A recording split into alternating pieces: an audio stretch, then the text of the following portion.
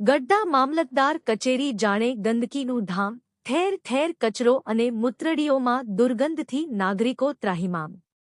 ગઢડા તાલુકાના નાગરિકો માટે વહીવટી વડી કચેરી સમાન ગઢડા મામલતદાર કચેરી હાલમાં સ્વચ્છતાના અભાવે ભારે ચર્ચામાં આવી છે. તાલુકા કક્ષાના વિવિધ કામો માટે દૂર-દૂરના ગામોમાંથી રોજના સેંકડો અરજદારો અહીં આવે છે, પરંતુ કચેરી પરિસરમાં વ્યાપેલી ગંદકી અને અસહ્ય દુર્ગંધ તેમને આવકારતી હોય તેમ જોવા મળે છે.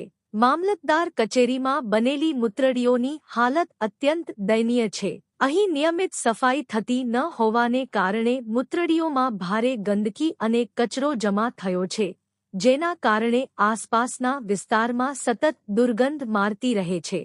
કચેરીમાં કામ અર્થે આવતા નાગરિકો, વડીલો અને ખાસ કરીને મહિલાઓને આ ગંદકીના કારણે ભારે હાલાકીનો સામનો કરવો પડે છે.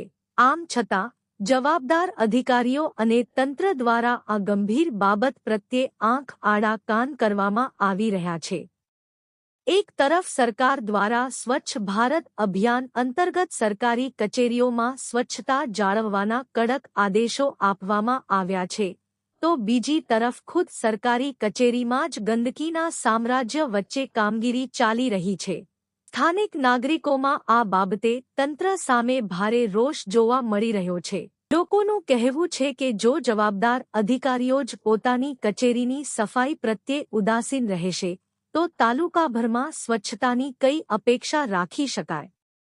ગઢડા મામલતદાર કચેરીના આંગણે અને શૌચાલયોમાં વ્યાપેલી ગંદકીની સમસ્યાનો વહેલી તકે કાયમી ઉકેલ લાવવામાં આવે અને નિયમિત સફાઈની વ્યવસ્થા ગોઠવવામાં આવે તેવી લોકમાંગ ઉઠી છે.